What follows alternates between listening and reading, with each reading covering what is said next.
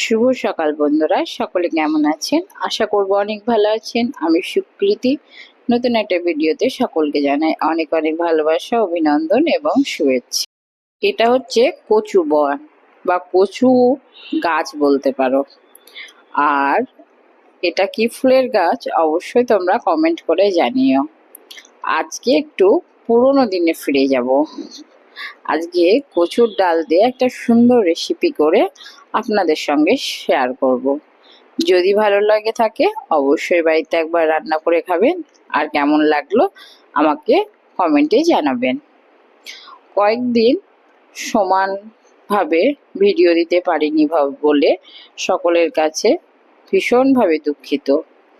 কেননা এই বর্ষাকালের সময়ে আজ বাড়িতে অনেকেই অসুস্থ হয়ে পড়েছিল।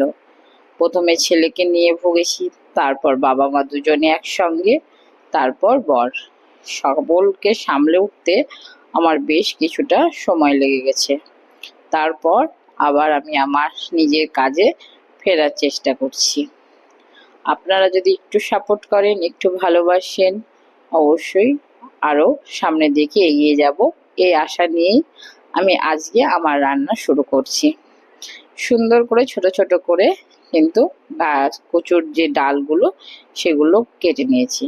আর এটা নারকেল দিয়ে বানাবো, সেই জন্য নারকেলটাকেও ভেঙে নিয়েছি। দেখছিলাম এইভাবে একটা রিলে দেখছিলাম যেরকম বাড়ি মেরেই নারকেলটা ভেঙে যায়। আমি তো এইভাবে বাড়ি মেরে নারকেল ভাঙতে পারলাম না, তাই দেখছিলাম। তা সে যাই হোক, এখানে কচুটাকে সেদ্ধ বসিয়ে দিয়েছি প্রেসারে। আর এখানে ভাত ফুটছে, মানে গরম ভাতের সঙ্গে কচু সেদ্ধ খাবো বা কচু রান্না খাবো এটা ভেবেছি। কিন্তু কচু কি সেদ্ধ সত্যিই খাওয়া যায়? না না, সেরকম কিছু না। চলুন দেখুন আমার পুরো ভিডিওটা। আর ভালো লাগলে অবশ্যই চ্যানেলটা সাবস্ক্রাইব করে দিয়ে একটা লাইক করে দিয়ে পাশে থাকবেন। এইভাবেই আমি নারকেলটাকে কুড়িয়ে নিচ্ছি। একটা অংশ কচুর শাকে দেবো, আর একটা অংশ রেখে দিয়েছি মুড়ি দিয়ে খাবো বলে। যাই হোক, এরকম করে আমি মানে নারকেলটাকে কুড়িয়ে নেওয়ার পর ওইদিকে ডিমের ঝোল রান্না করছিলাম। তো ডিমের ঝোলটা রান্না হয়ে যাক, তারপরে কচু শাকটা বসাবো। কচু শাকটা সেদ্ধ হয়ে গেছে। আর কচু শাকটা যেহেতু ভিডিও করব, সেই জন্য একটু টাইম নিয়ে রান্নাটা করছিলাম। কড়াইটা গরম হতে না হতে তেল দিয়ে দিলাম, আর পাঁচফোড়ন, কালো জিরে, আর ওই কাঁচা লঙ্কা ছিল। ভাজা কলাইয়ের ডাল। ভাজা কলাইয়ের ডালটা মানে এই যে যে কুমড়োর ঝাল কিংবা এই শাকের তরকারি যে কোনো কিছুতে দিলে কিন্তু তরকারিটা খুব ভালো লাগে খেতে। কলাইয়ের ডালটা ভীষণই ভালো লাগে সব কিছুতে, সেই জন্য আমি রেখে দিই যে এরকম চচ্চড়ি বা ঝাল করলে দেব।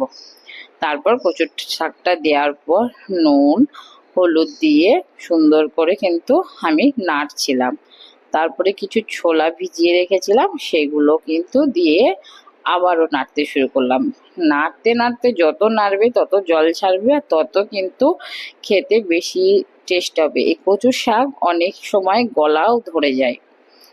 তারপরে নারকেল যে কোড়াটা রেখেছিলাম ওই কোড়ো মানে কুড়িয়ে ওটা সমস্তটাই দিয়ে দিয়েছিলাম। তারপর ভালো করে নাড়িয়ে নাড়িয়ে রাখছিলাম। হ্যাঁ, যেটা বলছিলাম যে কচুর শাক খেতে খেতে অনেক সময় গলা ধরে যায়, গলাটা কুচকুচু করে, একটু চুলকোয়। তো এই সময় মানে খাওয়ার পর একটু যদি লেবু মুখে দেওয়া হয় তাহলে কিছু হয় না। আর আমি যেহেতু লেবুর টকটা খেতেই পারি না, লেবুর টকটা একদমই আমি খেতে পারি না, সেই জন্য আমার গলাটা একটু ধরে থাকলেও মানে আমি কিন্তু লেবুটা খেতে পারি না, খাই না। এমনি ওল সিদ্ধতে খাই, কিন্তু শুধু ভাতের সাথে বা শুধু টকে খেতে পারি না। কেন কি জানি, আমি খেয়ে গিলতেই পারি না, এত টক লাগে আমার। তারপর দেখুন বন্ধুরা, এখানে অনেকক্ষণ ধরে সেদ্ধ করে নাড়িয়ে চাড়িয়ে নিলাম যাতে ছোলাগুলাও সেদ্ধ হয়ে যায়। ছোলাগুলো আগে সেদ্ধ করিনি। তারপর জিরে গুঁড়ো, ধনে গুঁড়ো, আর বেটে রাখা মানে বাটার মধ্যে দিয়েছিলাম আদা আর লঙ্কা, সেটাকেই একদম চিপে জল সমেত দিয়ে দিলাম। আর লঙ্কা একটা তখন দিয়েছিলাম, কেননা আমার বাড়িতে মানে ঝাল খাওয়ার মতো সেরকম কেউ নেই, আমিও বেশি পরিমাণে ঝাল খেতে পারি না, তাই অল্প লঙ্কা দিয়ে আমি কিন্তু সমস্ত রান্না করি। যাদের যেরকম ঝাল খাওয়ার ইচ্ছা হবে তারা কিন্তু সেইভাবে ঝাল দিয়ে খেতে পারো। তারপরে সামান্য পরিমাণে চিনি দিয়েছিলাম ওপর থেকে, সবজি মশলা, তারপর গোলমরিচ আর দিয়েছিলাম গোটা গরম মশলা। আমি না এটা লবঙ্গ মশলা বলি অনেক সময়, সেই জন্য আপনাদের কাছেও লবঙ্গ মশলাই বলে ফেলেছি। এটাতে বলতে আমার অনেক সুবিধা হয়। যাই হোক, এটা রান্না করতে মানে যতটা নাড়বো তত তেল ছাড়বে, তেল ছাড়লে কিন্তু খেতে খুব ভালো লাগবে। এভাবে আমি কন্টিনিউ কিন্তু অনেকক্ষণ ধরে নাড়তে নাড়তে একদম যখন শুকিয়ে যাচ্ছে, এবার কিন্তু নামানোর আগে কিছুটা পরিমাণ ঘি দিয়ে আমি কিন্তু কচুর শাকটা নামিয়ে নিয়েছিলাম। এই যে এখানে আমার একদম তৈরি হয়ে গেছে কচুর শাক। আজকে রান্নার মেনুতে ছিল কচুর শাক, ডিমে আলু পেঁপে দিয়ে ঝোল, আর পাঁপড় ভাজা, বাদাম ভাজা। আজ কচুর শাকটা খুব সুন্দর হয়েছিল বন্ধুরা, যদি আপনাদের ভালো লেগে থাকে অবশ্যই একবার রান্না করে খাবেন।